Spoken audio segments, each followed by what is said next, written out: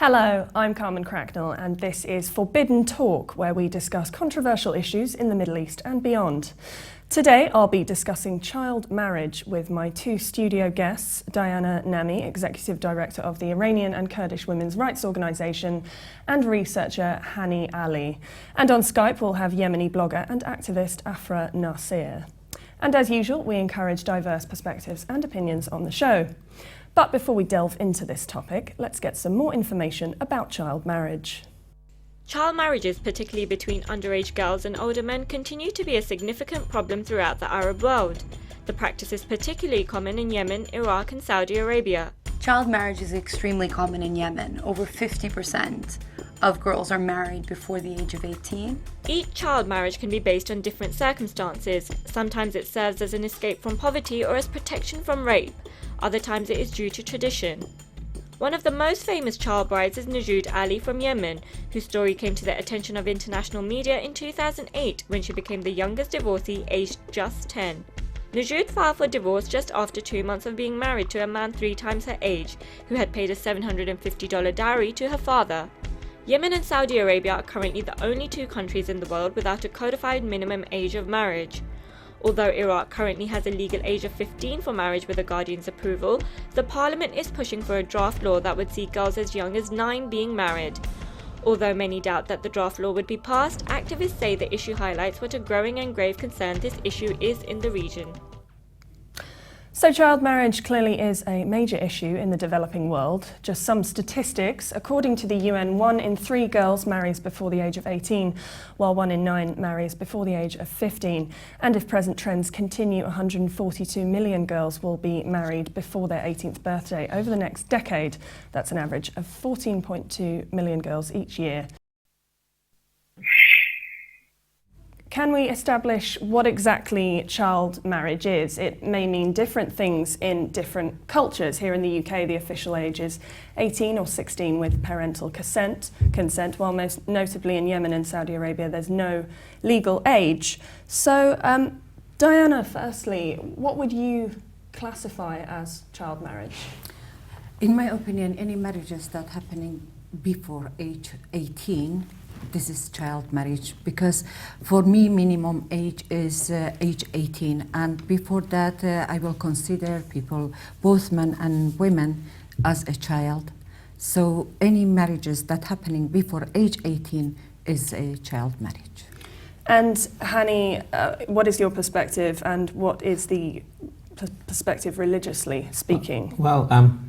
First of all, let's be very clear that there are 3 important things that we need to be very clear about. The first thing is differentiating or understanding the difference between forced marriage, which is absolutely, utterly unacceptable and invalid in Islam, and what we are discussing now as child marriage. Which leads me to the next point, which is what is child marriage, and that really depends on the definition for children.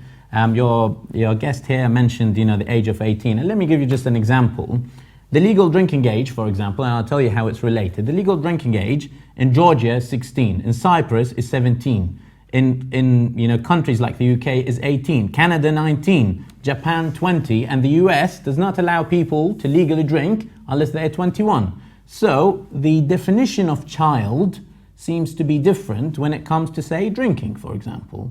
Now, my perspective is that when we define children, when it comes to the perspective or the topic of marriage, we need to be very specific. We need to be very clear. We can't just, get a number from the air and say, we think 18 is appropriate. So I think we'll discuss this in more details. But the key thing is we have to differentiate between forced marriage, which is absolutely unacceptable, and child marriage. And secondly, when we discuss child marriage, we really need to define first who is to be considered as child and who is not. And thirdly, we also need to be very clear whether this is a cultural or a religious practice. Of course. Diana, what do you have to say to that? Do you think one specific age can be the cut-off point? I think the issue is that, yes, I agree that in the world, definition of child is different. Mm-hmm. In maybe Iran, it will be age 13. In USA, it will be 21. Mm-hmm. But I am going with the United Nations, with the CEDAW definition of mm-hmm. the child. Mm-hmm. And in their definition by physically and mentally who in what age are to be grown enough to face the issues that happen for them. Their definition is age 18. And this is the things that very important for me to stick with age 18, not before that. Although even in the UK, age 16, with the consent of the family, can get married. But for me, actually, it's part of our campaign to change that, even with the consent of the family, for age 18. And you use the UN as a yardstick, as your Definitely. guideline. Yes. What do you yes. think, Hani, about using UN statistics? I mean, that sounds that sounds like one of the possible suggestions to use the UN. But my question would be, do you have any UN representatives who are under 18? Do you have any MPs who are under 18? When we're talking about the freedom for people, then we also need to consider if for whatever reason, let's put this 1% possibility that we're wrong and 18 is not the right age. Why are we, taking away the right of someone who happens to be 16, 17, 15, What if someone is even younger? What if they are 12 or even I'll tell you 9? I'll tell you what the Sexual Offences Act of 2003 in England and Wales says. It says that the law is not intended to prosecute mutually agreed teenage sexual activity between two young people of a similar age unless it involves abuse or exploitation. So even the UK, or let's not say the UK, even the England and Wales Sexual Offences Act seems to understand or accept this possibility that if they are mutually agreed, and I'm not talking about Islam here, because Islam has, a more clearer sort of code on marriage. But here I think we're focusing more in terms of marriage as in sexual activity. So one thing that I would like to emphasize here is that under the age of 18, the law does not seem to prosecute for that. And the choice of 18 seems to be taking away the right of people who are 17, who are 16. Once you have MPs and representatives in the UN who have the same age as these people, then by all means I will accept that. Before then we are judging and we are sort of, enforcing our own perceptions on people who simply do not have any say in any political or world organization. Are we speaking with religious unions or otherwise about both parties being minors, or what is there a difference when the one party is much older than the other? Well, the key thing here is agreement, mutual agreement. In Islam, and now I am sort of talking about sort of the Islamic code. In Islam, any marriage which does not have the consent of either party, be it man or woman, any marriage which does not have the consent of either party is simply invalid, utterly void, completely void. It's not a marriage. Simple as that. Diana, do you think that a child of 8 or 9 is capable of making such a decision? Oh, no, definitely. Let me just clarify something, which, Hani, I think you mix the sexual relationship with marriage. Marriage is a different contract, which has got lots of responsibility, a future pregnancy and responsibilities to take care of children and toward the in-laws and the whole community. So marriage is a package of responsibilities, not only sexual relationship. Sexual relationship is part of that. So when in the UK it says age 16 to 18, they are physically can have a sexual relationship. But there is no any responsibility about that. And in the other hand, there are lots of education and information and facilities for girls and boys from age 16 to 18 if they have sexual relationship, how to be healthy, how to avoid any illnesses, and this is lots of support for them. Whereas I would like really to ask you to focus not only on sexual relationship as a marriage, but marriage as a package. And age 9, you were asking about mutual agreement, age 9. Age 9, still they are a child. They can play in the street. They cannot even, if a child is so clever, from age 9 to take up responsibility for a marriage and say yes or no. So this child, why cannot be a lecturer in the university, cannot be a president? So child means a child with its own needs. Still they are developing their mind mentally and physically, and they are not in the age to be ready for any of anything, even sexual relationship. Is a child. Okay, absolutely. I agree, and I said that I focused more on mutual agreement. I'm not talking specifically about sexual relationship itself. I am talking about a marriage. And when I'm saying a marriage, like I said, I am talking about if we are allowing people to have, and I didn't say 8 or 9 years. I said once we have choosing the age of 18 seems to be just choosing a number. We need to have a clear, definition of who is a child. In your perspective, and I showed you sort of the legal drinking age, there seems to be different cultures and different understandings of who is a child. Allow for age 9 though. I didn't Not say in age any of 9. those I didn't say age countries. 9. All I'm saying is that we have a specific age that we have defined. We need to say why have we defined this age unless we have representatives of age before or less than 18 in the in the political system who can say for themselves what they think is appropriate or not. Then I think we are just enforcing our view on it. The second thing is absolutely, marriage is well beyond sexual activity. And in fact, from an Islamic point of view, marriage is actually, the key objective of marriage is building or initiating a healthy, sound, coherent, constructive, positive society. So the key idea of marriage within Islam is to maintain this well-established, well-connected, prosperous society. It's not about sexual activity. It's not at all focused on that, although it is part of it. Is it more of a betrothal that you're talking about? Two very young children would be betrothed, and then they would consummate the marriage at a later point? These are these are possibilities. What I am saying mainly here is that, very simply, before the age of 18, we need to define what specific age which is appropriate, because we can't just choose a number. And when we are talking about marriage, absolutely, we do not talk simply about the actual sexual activity, but it goes much beyond that. And when it goes much beyond that, we are talking about a society that needs to be well established. And in addition to that, from my perspective, before the age of 18 or before whatever age we decide, it's still a choice.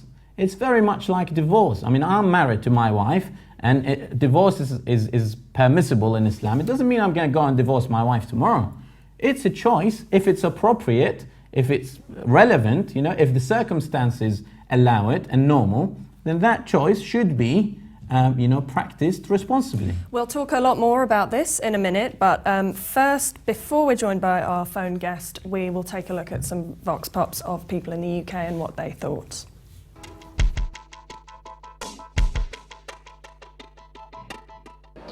Because of their religion, possibly. I don't think children under 16 have the intelligence to know that they should engage. There must be a reason behind it. Family reasons, economic reasons, finances. Sometimes it's a cultural issue. It depends on their religious beliefs, if they're actually not here in the UK. I think that's because they're probably set in old ways and older times and not as advanced as us and on their morals as us. Social gain, like if they think they'll get them status because they've married with a prestigious family, maybe. Oh, probably it does make sense to people who live in the villages in the mountains somewhere in Asia or somewhere, but not in the Occident. Well, it's clear from their perspectives that most people in the UK are not fully aware of why child marriage occurs. And of course, each country in the Middle East and in the world may have different practices regarding this. One country in the Middle East which has received considerable coverage in relation to the issue is Yemen. We're now joined by our Skype guest, Yemeni blogger and activist Afrah Nasser. Thank you so much for joining us, Afrah, from Sweden. Thanks for having me. We've just had quite a heated debate here about why child marriage occurs, and we've been discussing the definition of child marriage and at what age someone is or should be considered underage. Can you tell us a bit more about the Yemeni context? How prevalent is this issue in Yemen, and is the rate of underage marriage in Yemen the highest in the Arab world?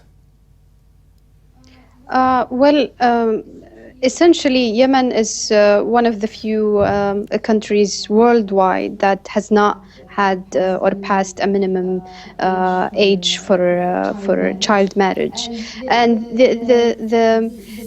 the discussion in Yemen right now, I think, is whether we call it child marriage or an early marriage, because some families really think it's absolutely all right to get their like teenage children to get married, like as age of 15, 14, that is like acceptable.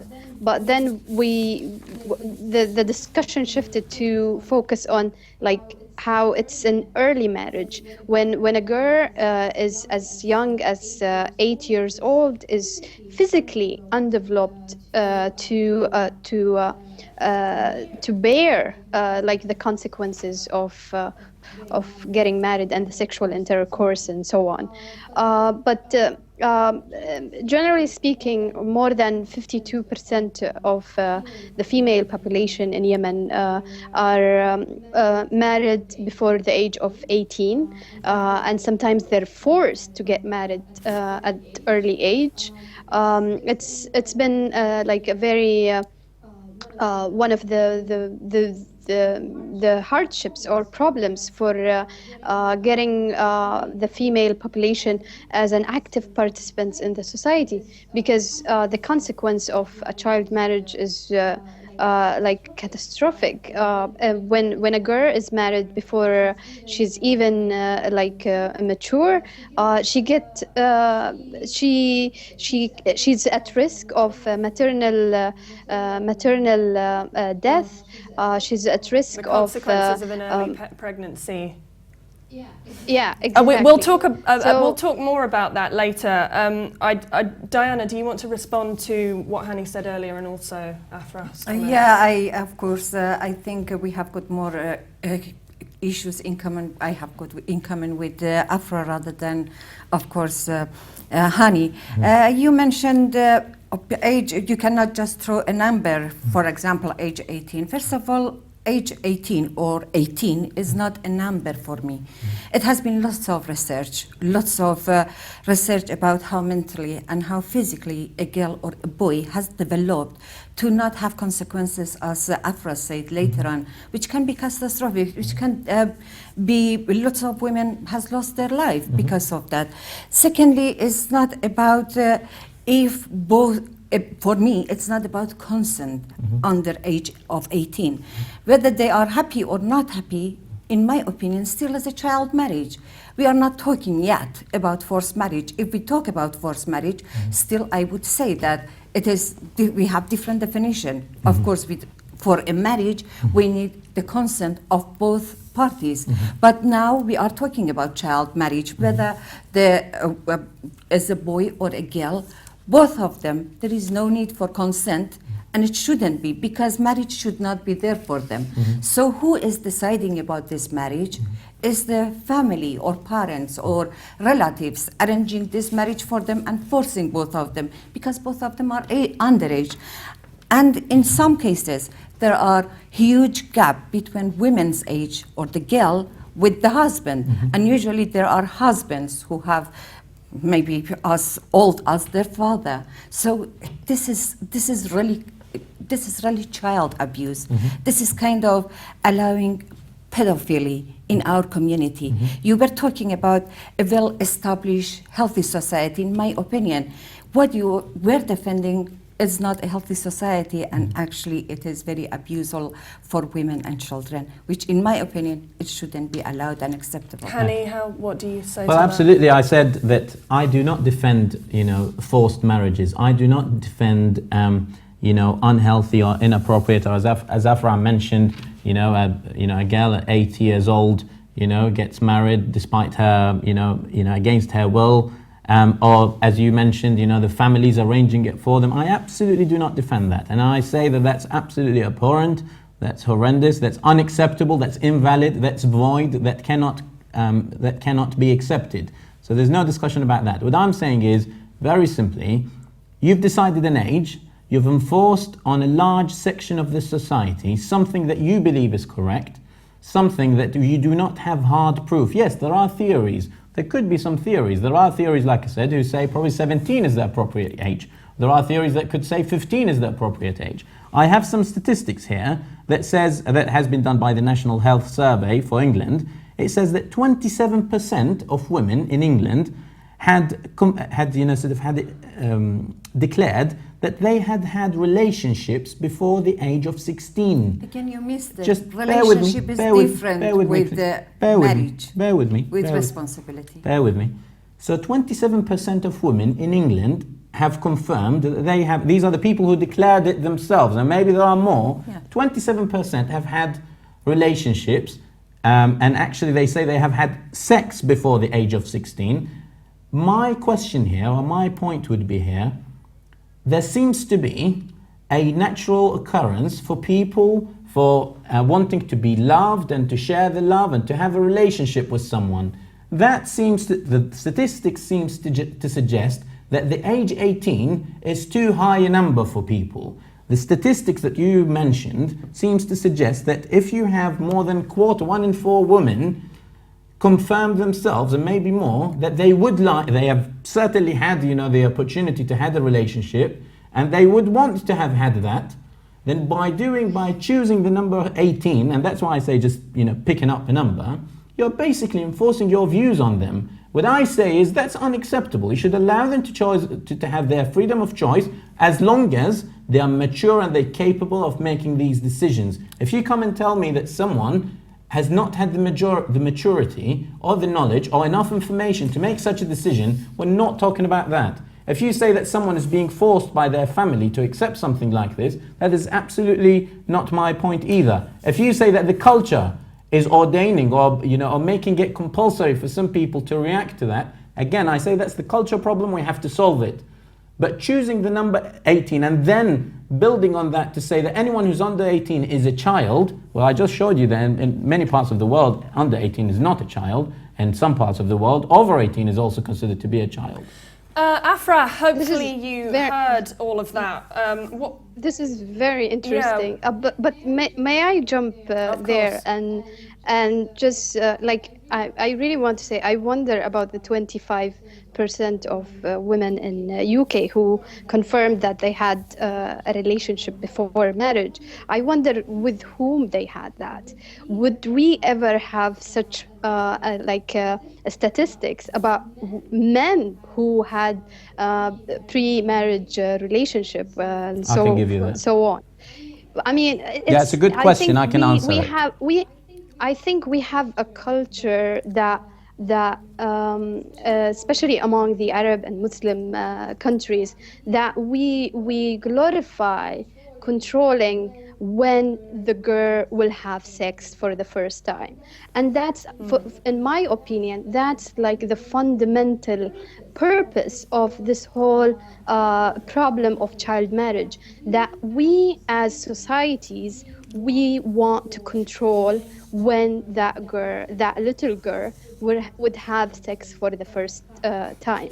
And that would never be the discussion when it comes to boys. I think there is a double standards when it comes to female children rights and women rights in general. Okay, so very interesting. I just would she like asked the question, to just allow me to answer her question. First of all, that's statistics from the National Health Survey for England, so you can go and refer to that.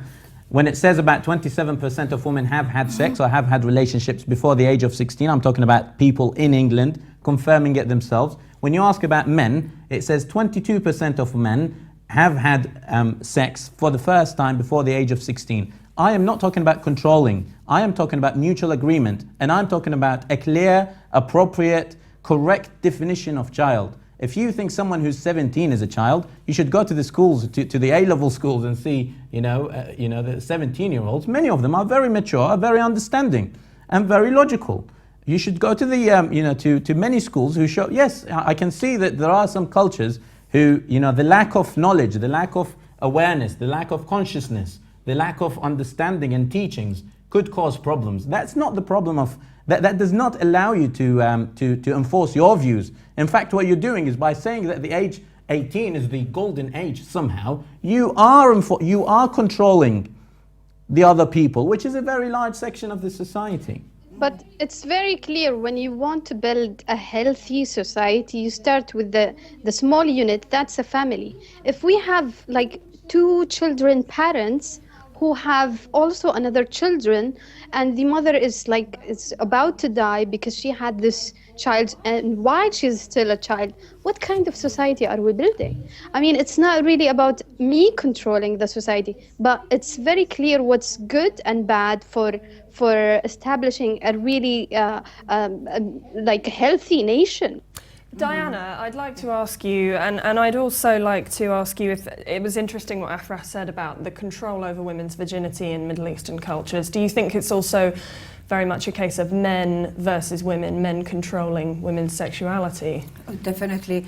I am very agree with what Afrah say, and again, I have to just a little bit go back for what Hani said about sexuality and 27% of sexual relationship. In my opinion, children from age 16 can have sexual relationship. They are ready, and it's of course I am not talking about any rape or force sexual. The statistics is under the age of 16. The statistic says, the statistic that I read, I guess you've missed some part of that, which says under the age of 16, 27% of women and 22% of men. That's under the age of 16, and that's my point. What I'm saying is, between what Afrah says, 8 years, I'm not talking about 8 years, but I'm talking between, I'm saying between 8 years and 18 years, there's 10 years. I'm talking about these 10 years, maybe 14, maybe 15, maybe 17. You are repeating we need to have, I say we need to have a clear definition. For me, I have got a very clear definition. For child is 18. For marriage and sexual relationship, marriage is the consent between 2 people that want to have sexual relationship, having children, making a family, being responsible to the society around them, helping their children to grow up. In my opinion, a child cannot be a mother of another child. A child needs to be at school and to study and become of age of 18 when he or she can decide about their life.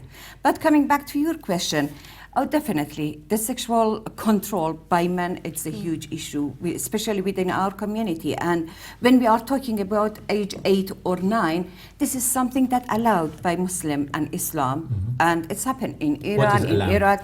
Is allowed a girl to get married. They say a girl from age 9, she is ready to get married, to be married to any man that propose to them. Okay, so in any man that proposes to them. Any man that proposes to them. And can you refer me exactly where have you read that text? I mean, do you read Arabic? I read Arabic. I read Farsi, and I am. So what part? So where have you read? Where have you read this part? Just be with me. I am from Iran, which we have Sharia law practicing there. The law of the country is Sharia law, and from age 9, girl was allowed to marry, and it was lots of movement, women movement against that. The government accepted to take it over to age 13. Now, a girl from age 13, she's allowed to get married, but this is the legal version of that. But from age 9, they are ready, and with the consent of the family, they will get married. So, in my opinion, this is controlling of sexuality of women. This is, the fear of a girl to lose virginity, the fear of a girl to have a sexual relationship and relating it to the honor of the family is so high that many people, or even by law or Sharia law, they try to force them into a marriage. A child cannot give a consent because she is a child. She is not mature enough. Just for the record, let me just answer that. Just for the record, there is no country in the world at the moment that could claim, let alone you deciding for them, that they practice Sharia law. Iran may have aspects of it that practices Sharia law. It does not, use Sharia law. Yes, they are Muslim and they have, certain... They do Sharia law. No, I can tell you. 35 years they have power. Yes, they have an Islamic aspect to them. Does not mean that they practice Sharia law. If they were to practice Sharia law, then what you're saying, if that happens, then that's against Sharia law. No girl, bear with me, no girl should be... I think you are giving a different definition, which is not should true. Be under harm or risk for whatever reason. No girl should be forced. No girl should be... No girl should be... By Jafaris in Iraq, the Jafaris group, they now approved by the... It has not been approved. It's a proposal. It's a proposal, and it's been rejected by the highest religious authority in Iraq, Ayatollah Sistani. Ayatollah Sistani. No, well, I'm just setting I am setting the records right. Ayatollah Sistani, the highest. You are not allowing me to talk. And the you highest. Are talking loudly. Then you are the highest religious authority. Yes, bear with me. No, the highest religious authority has rejected. No, it's proposed to the. Could we go back to Afrah? Hopefully you heard all of that, Afrah. Yeah. Regarding Yemen is functioning with the Sharia law, and the second biggest party in the parliament is Al-Islah political party, which is highly affiliated to the Muslim Brotherhood, and they were one of the strongest voices in the parliament that opposes the first draft that was in the parliament to pass a minimum age for child marriage in 2010, and we protested in front of at least myself. I was among the protesters in front of the parliament, calling to pass the law. And next day, the Islah party had mobilized a huge momentum of women who also protested in front of the parliament, opposing the law and justifying that with that is going against Sharia laws. So I don't know. That's in the Yemeni context. Why is the age of 9 given in Iraq now, and is that the official Sharia age? And why is that? Well, first of all, again, Afrah mentions that Muslim Brotherhood. What people practice, if Muslims practice something, that should not be transferred to Islam. Islam could dictate, or Islam could say, or could declare certain rules, but the way that Muslims, practice it could be very different. For example, let's get a simple idea. Very recently, we had quite a detailed report about how there is a lot of fraud that is happening within charities.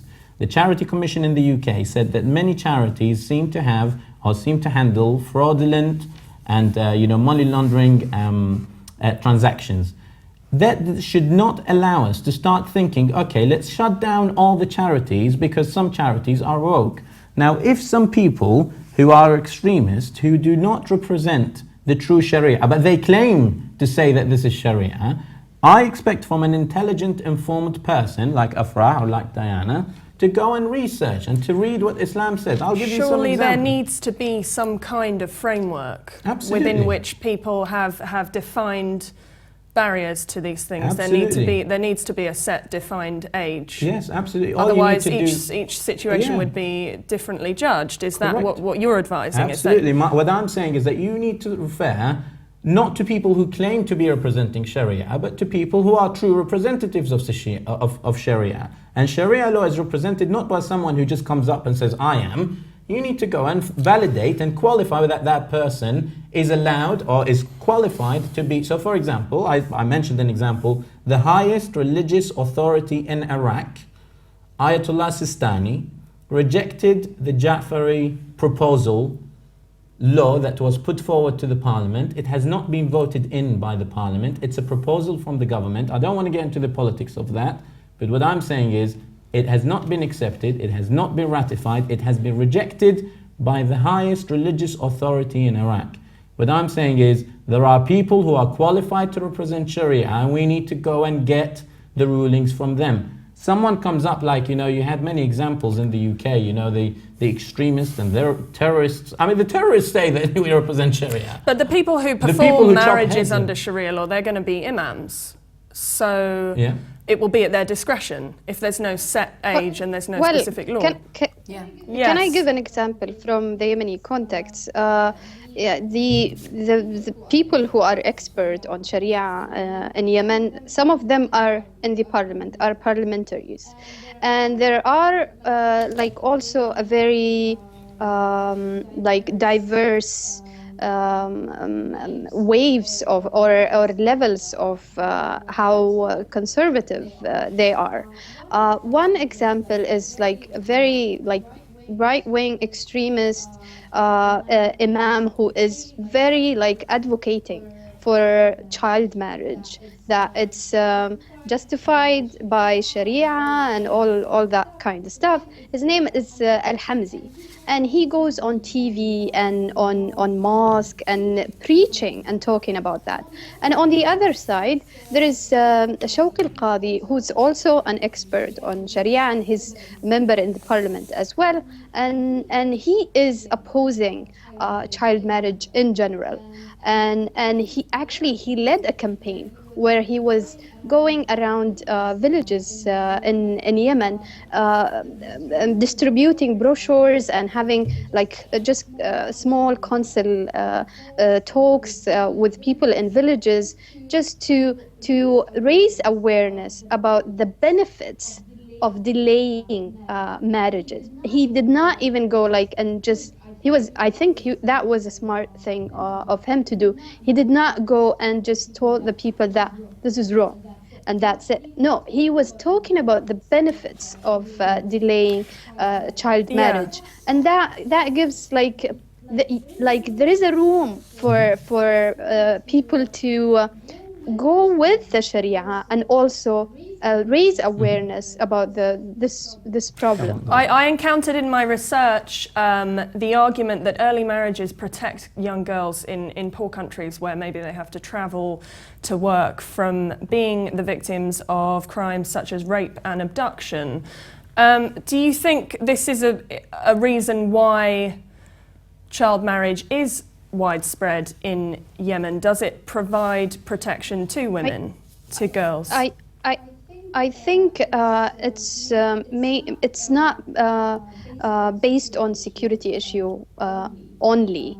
In my opinion, it's fundamentally out of economical grievance or hardships that families have. Yemen is the poorest Arab countries in the region, and it's like for an average person lives under $2 per day. I mean, we're talking about people living with no income, basically, and 70% of, or roughly 70% of the population lives in rural areas, and they depend on farming and so on. So that is like the suitable solution for such families, and there have been a lot of reports about that. That's the best like source of income or like a living that could provide a good living condition for the girl is to marry her off at an early age. And sometimes even the dowry that comes with marrying girls, and the younger, the more money the parents would get. That also is one of the motives. The dowry. Diana, how important is the dowry as a motivation for parents to marry their children off very young? I very much agree that poverty is one of the reasons for forcing children or marrying children in very early ages. And dowry is some money that will be given to the family. So in poverty situation, when a family have got quite few children or few girls to feed, so leaving a child, giving it away, it's a lot less mouths to feed. So for the family, it will be like an income as well. But in my opinion, this is selling children. And the other issue, like you mentioned, preventing the crime of rape. You know, when we are looking at the child marriage, in the child marriage, rape is already involved. She can be raped by the husband, whatever age she has, because it's not a consent in that marriage. So she's already raped. And even marriage cannot prevent women not to be raped in the street during the time that she is going to work or going home. So the crime of the street will not be reduced by forcing children into a marriage. And it only protects their virginity. It only control the virginity. It's controlling the sexuality of women and women's body. And is domestic violence and abuse a very common? Definitely. Does it go alongside child marriage in most cases? Children, especially women, girls, are extremely vulnerable for domestic violence, for sexual abuse, for rape within the marriage. They are very vulnerable for child labor and working at home. Many of them actually become like a slave. We have seen the film, just how young those children were when they have been forced into to marry someone 3 times older than their age. I mean, this is catastrophe. And that is an extreme example. And is it always the case that if a young girl is either forced into a marriage or, as Hani sees it, decides on an early marriage, that her education will stop there? Or do they sometimes continue going to school? For me, the forced marriage for under 18, all of that, in my opinion, all the child marriage is forced marriage under 18, whether with the consent of them or without the consent. But many girls, when they are getting married, of course, the majority of them will be out of school because they have responsibility at home to take care of the husband, the elders at home, to be a carer for the disabled people and do lots of housework.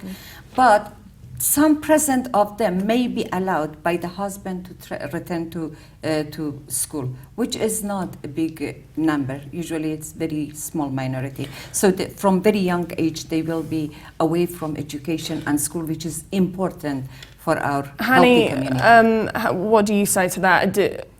Stopping a girl's education surely is a crime, an abuse of human rights. Is a crime. And if a young girl is married, her education in most cases will end there. Well, if it does, then that's a mistake, or that's an absolute crime. If marriage leads to the end of education, that's absolutely unacceptable. And again, by someone not practice, by bad practices by people, we should not draw it to the concept itself. Like I have, some interesting statistics. Just bear with me, please. You asked a very good question. Some of the statistics says that, for example, 77% of the prisoners in the UK, the population in prison, is white. I'm not going to say that the white people are criminals. Absolutely not. Surely that reflects demographics in the UK. The majority of people in the UK are white. Absolutely. So what I say here, doesn't reflect the child marriage in the UK. Just the panorama, if you have seen a while ago, within 50 imams, 18 were ready quickly to go and married a child of age 14, a girl in the UK. So your study, I wished it was more focused on child marriage rather than crime. Well, I didn't complete my sentence, so that's why you probably didn't quite get the idea. What I'm saying is that if people do bad practices, you do not generalize it. You do not bring it back to the original concept, to the principle. There is a principle of choice. The principle of clear, correct definition of who is a child and who is not a child. In Islam, a boy who is 15 years old is considered to be an adult. Now, you disagree with that, that's your choice. Now, from an Islamic point of view, a 15-year-old is considered to be an adult. And for a girl? And for a girl, 13 or 14, or maybe earlier than that. But it depends on the... Maybe earlier than that might be where the issue comes in, because these imams who permit marriages of very young girls absolutely. are So we mentioned this very clearly. Stopping the education has got nothing to do with early marriages. Rape and abuse, if it happens, then that's the issue of abuse, and domestic violence. Rape, if it happens, it's the issue. It's the issue of people, completely missing the point of, practicing something that's beyond the law, beyond Sharia law, against Sharia law. I'll give you an example. Many girls from the UK, they have been taken back to their own country without education. I'll give you an example. And they have been stuck in their country for being forced into a marriage in a very Yes. in a very I think we child covered age. this. So they being forced into they something being away is from invalid, school. void, unacceptable, For children is rejected in Surely Islam. one, one of the objectives It's in allowed Islam by of Sharia, being by married you. is to have children. So in this circumstance, would that be delayed until the girl's education is completed, or would she be expected to bear children while she's still at school? Absolutely not. The girl has the absolute choice. In Islam, I'm talking about. Don't tell me about the practices. Practices could be 100 miles away from that. Could be cultural. From an Islamic point of view, no girl should be forced. No girl is actually, forced to have children. If she doesn't want to have children, it's her choice. More than that, a girl when getting married, or a lady or a woman when she's getting married, from an Islamic point of view, she's allowed to put every condition that she could wish for. For example, when I married my wife, she can tell me that you should stop smoking. If I want to accept that condition, because it's a contract, if I want to accept that condition, then I will have to go into a contract with her. She can say that I don't want to have children until I'm 25. That's her choice. She can say that I want to continue my education. More than that, you tell me about, being a slave and, work.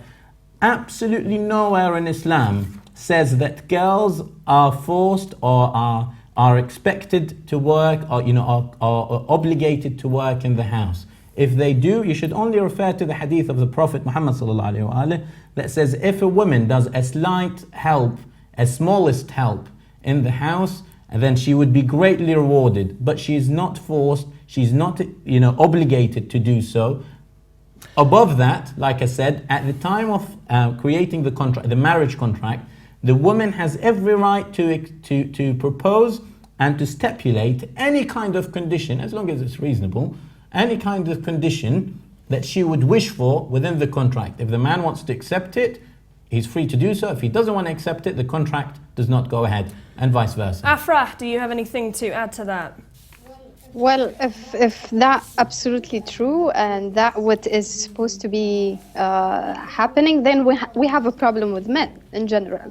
Let the religion alone, and then there is we have a problem with men wanting to have the younger wife, the better, to have a very child wife that would listen to them and never discuss stuff and be very obedient, to have a very young wife or a child wife to bring many children that eventually will be their social security. We will have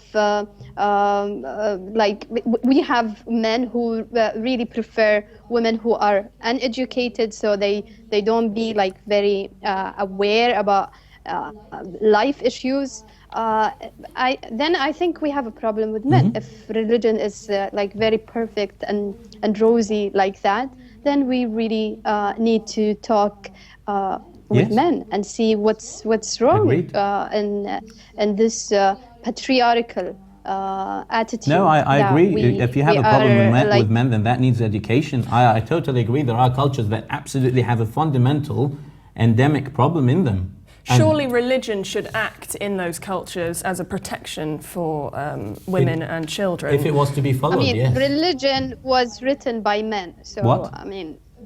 Religion was written by men. So I think there is relation Okay, there. so let me... Shall I say something? Absolutely. So you can respond to both of us. Yeah. When we are talking about, you were talking about her choice. First of all, there is no choice for child marriage, of course, because as I say, the child has no ability to give consent. Secondly, we are talking about men. The issue of marriage, underage marriage, early or child marriage, all of them, it is mainly from very man-dominated society. And having men to have more power, whether it is religion or not within the religion contents. This is a very patriarchy system anywhere that it's happening. And men, of course, is very man-dominated, religion, is very man-dominated, as she says, is written by men, and all is in favor of men. I read Quran a few times, and women is like a position to men, and rape involved, and rape is allowed, and beaten is allowed, and just think about, as a human being, how a child can be vulnerable, in a marriage that she is very young and not mature enough to understand things. So when she will be raped, it's a torture, it's catastrophe. And it's really, sometimes I'm thinking how the parents can let their children to be raped by someone as a child. We're discussing something that, I mean, there's no discussion about rape. Extreme violence. Rape is abhorrent and children. horrendous. It must not be allowed. We are talking about, if you mention about the woman position in Islam, then I can tell you. The first wife of Rasulullah, Prophet Muhammad. This is the difference here. You're talking about culture. You're talking about people who practice Islam, and then you generalize it on Islam. Culture bear is with me. surface of something, in my opinion, and it could surface of the 4,000, 5,000 years of issues. It could surface of the poverty and the issues. Ideology is always Let me give you some the examples. group in power are behind the culture. Let me give you some examples. If we are talking about culture, we can define, is it Islamic culture or not? So let me give you some examples about what Islam says. What Islam says about men and women is that they are equal in rights. What Islam says about men and women is that we have the first wife of Rasulullah, Khadija, who was a businesswoman, who Prophet Muhammad ﷺ says that the key factors that assisted to the rise of Islam was Khadija, one of the key factors. And the other factor was Ali ibn Abi Talib. The other very clear... And she was 15 years older than him. Sorry? She was 15 years older. Yeah, that's than one him. one historical view. That's one historical. So what? That's she was only 9 years, not even 9 years. Absolutely not. Aisha, Absolutely not. That's a historical error, and that nobody, yes, that's some people that try to say. Just cherry picking aspects of Islam that suit the culture or the circumstance. So I'll tell you, the key Muslim women that are very clearly known is that Khadija, who was a businesswoman, who was the first wife of Rasulullah. She had a very prominent role in society. Fatima al-Zahra, the daughter of Rasulullah, to whom when Rasulullah would see her, he would stand up and kiss her hand when she enters the room as a sign of respect to her, and she was his daughter. And then he would continuously show affection and respect to his daughter. And she had a major role in society to the point where she actually formed an opposition to the government at the time. You have the third example, Zainab, who is the granddaughter of Rasulullah. She stood against the biggest tyrant at the time, Yazid, and she was very prominent, very vocal, very strong, and that's a role model for us. But, the other very clear role model. Aisha, for example, I'll come to there is Aisha. no single I'll come to Muslim Aisha. in the world to deny existence of Aisha. Aisha was married 20 years old. She was 20 years old. She was only 9. So that's your she opinion. Was Okay, that's a historical discussion. Maryam or Mary, there's a whole chapter in Islam praising Holy Mary and approving of her role in the society.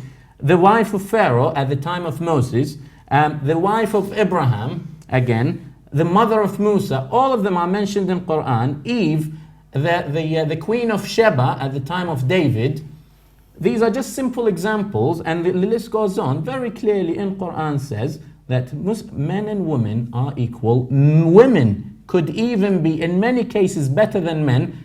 In my belief, Fatima, who is the granddaughter of Rasulullah, is better than the 11 imams that we believe in. But are the is it not people. the case that imams are given some leeway to interpret the Sharia at their discretion? If people misuse the power that they have, if people misunderstand, if people misrepresent a true and clear concept, that's not the problem with the concept, that's the problem with people who allowed them to be in a position like that. What I am clearly saying is that the Quran and Islam very clearly puts women and men at parity, respect. If I could just go back to the subject, which is child marriage. Absolutely. Afrah, in Yemen, do parents marry their children at a very young age for cultural reasons, or do they think they are protecting their children, or do you think it's on a religious basis? It's so many factors coming together, but I remember growing up during my school classes. We used to see one girl just vanishes, and next day we know, oh, it was her wedding party last night, and she never comes back. And from even my surrounding, I've been to a lot of weddings where the groom, the brides are like they were teenagers in my age. So it's a culture, it's a tradition. Everyone does it. Nobody really question it. But in rural areas where it's like absolutely has negative impact around statistically around 7 women die every day or 7 females die every day in Yemen, around the country, as a consequence of child marriage. So it's a problem. It's been discussed in all of levels of the society, at the government, at the parliament, within women's rights groups, even on the grassroots. It's been very there has been a great deal of focus on the issue. And one of the examples that I would like to share is there was one girl who died in some rural part in Yemen, and the local news had like a very intensive media coverage for that sad news. And you know what happened around most of the villages around where the girl died?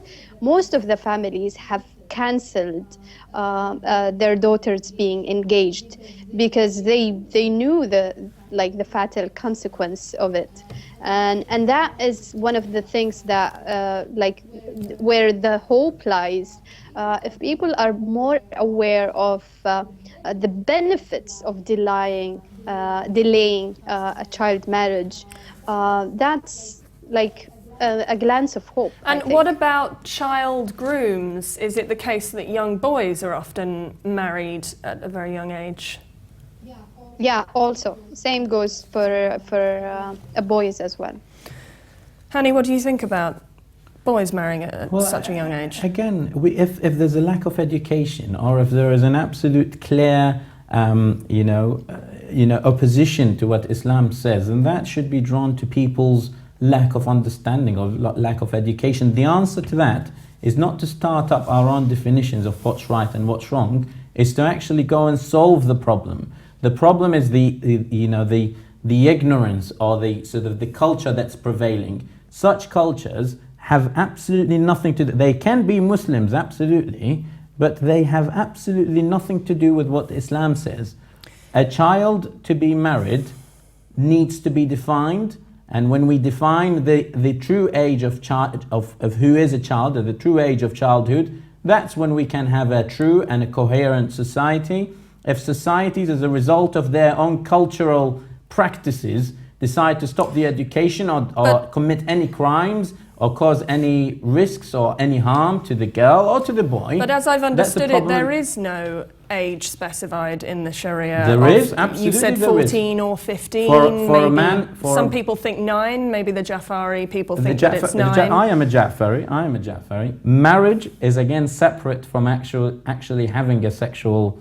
From so consummating marriage is allowed marriage. at 9 for girls. The contract, in Jafari yes, law. absolutely. The contract can be drawn up at different ages, but the age of responsibility from a Jafari, or generally from an Islamic point of view, but specifically from a Jafari point of view, is 15 for men and 13 or 14, depending on the girl's circumstances. For girls, that's the age of responsibility. From then, that they are considered to be they could become responsible. However, there are cases where people are at that age and that they're not mature enough. And then in that cases, if there is a risk or there's a harm that could be inflicted upon them, then again, that would be an invalid contract. It's not such a, straightforward, she turned 9, let's get her married. Absolutely not. Yeah. And nobody has the choice. No, not the mother, not the brother or the uncle or anything. It's the choice of the girl and the consent and the mutual agreement of the girl and the boy. Often won't it be the case that a girl is told to say yes or bullied into that situation? That's And an in that invalid- case, it's at the imam's discretion to No, marry no, her not at as all. young as 9. Absolutely not. It How is can nobody's how can discretion. the imam decipher whether this child He is must really... not. He must not. He cannot decide. No imam, you know... What kind of measures does he take to decipher whether this child is ready for marriage? It is not up to him to decipher. It is up to the girl and to the family to find out, if they were to decide to have a marriage contract, to say, and there are circumstances and there are conditions that need to be met.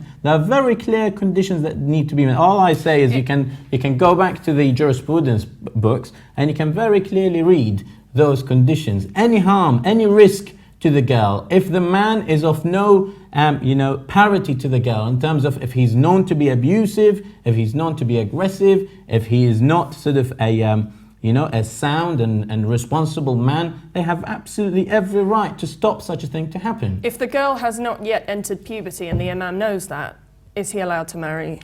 A contract can be drawn up, but it doesn't mean that they can have they cannot consummate their relationship, absolutely not. And it's forbidden and it is not allowed. A contract could be drawn up, and one would ask, why would they do that? There are many reasons. You mentioned that sometimes in travel they need to, for some protection. Sometimes they live in, I don't know, there are lots of examples that they live in, large families, and to allow, the girl or the mother of the girl to move freely without the house.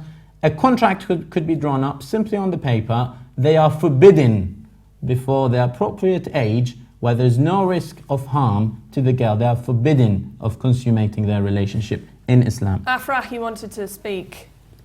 Yeah, I'm not here really to attack the religious position on child marriage, but what I know is that there is like a problematic reality for half of the population that is consisted of women. Your gender being born as a female would risk you to be jeopardized, to be a prey for being married at a very young age. When it comes to the constitution, once you're married, you're like a property to your husband. Then who am I to tell him no, I'm still young, we can't have sex now, and then if that happens and I am to die out of bleeding, then there is nothing. Nobody can do anything. No, that guy will not be punished. No one will ever recognize as that it was a crime. So there is a very problematic reality. That's according to what law? For girls on the ground. Afrah, just one question, please. When, That's according to what law? If you were to die, or if harm were to be inflicted upon you, according to what law? In the Yemeni context, law, yes. what I know, there is a problem with the government. There have been an intensive campaign by women's rights groups to pass the law, and we are hindered by the louder voices inside the parliament by religious men who are inside the parliament. And now we're on a stage where after the Arab Spring, after Yemen's uprising in 2011, there have been a national dialogue conference, and one of the outputs of that conference was there was a complete, absolutely fantastic draft of minimizing child marriage, illegalizing child marriage, and also other children rights issues. So and now if the louder voices are going to oppose this draft also, we need to have a political will by the president himself to pass this law, and also to have not just to pass it, but to completely enforce all the consequences of anyone who is going to violate the law. So this is what I'm really hoping for Yemen, or one of the ways that we can really eliminate having half of the population being paralyzed because of just this kind of marriage. Afrah, we're just going to take a short break, after which we will wrap up the conversation.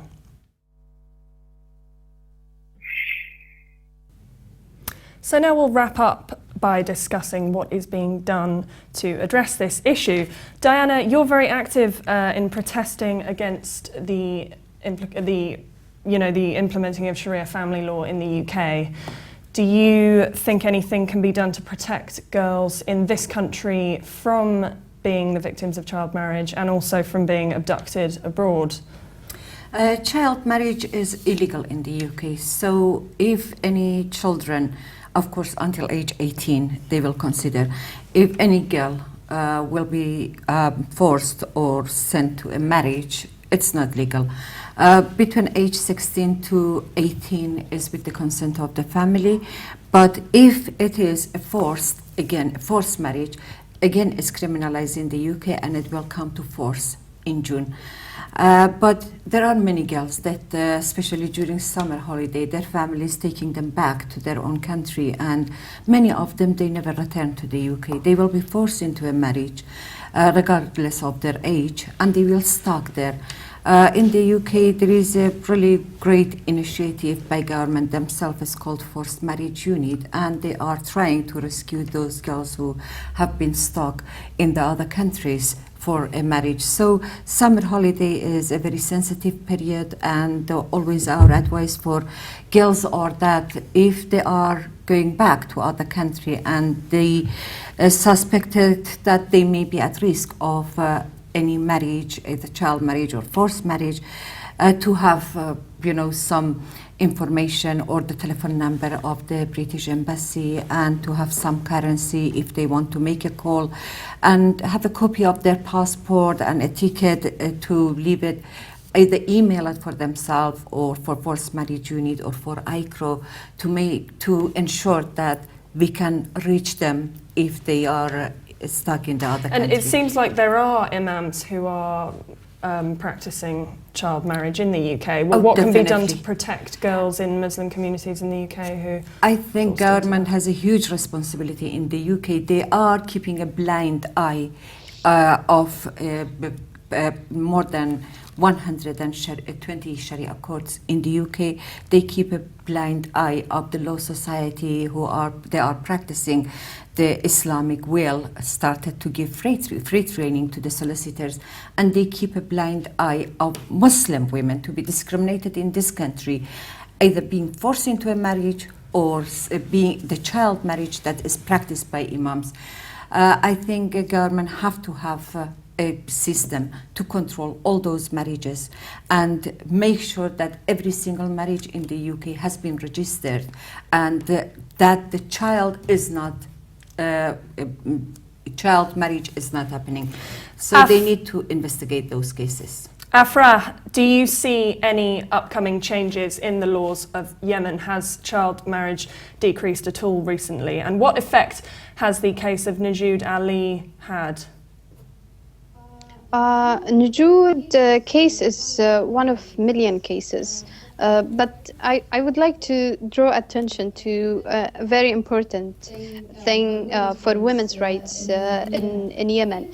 Even though Yemen has like massive violations against women's rights, but on the other hand, there are like very diligent and a long history of women campaigning for women's rights, and a lot of women rights groups initiating wonderful or doing wonderful job and raising awareness and also in challenging authorities when women's rights is neglected or women are marginalized in general, especially in the decision making and so on. So yeah, we're talking about a country that is it's been devastated with child marriage, and women have like the biggest share of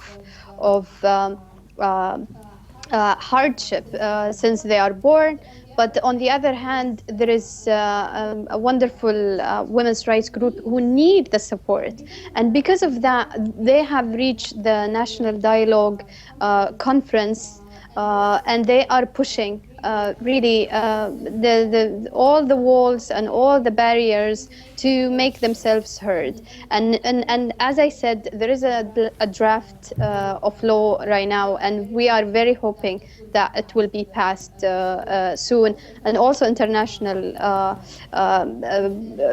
institutions of human rights in general have been also campaigning for the government to pass this law, and finally we could be like, we could start the work because I think that on the grassroots, one of the things that is like underestimated is really to push women or girls to continue their education.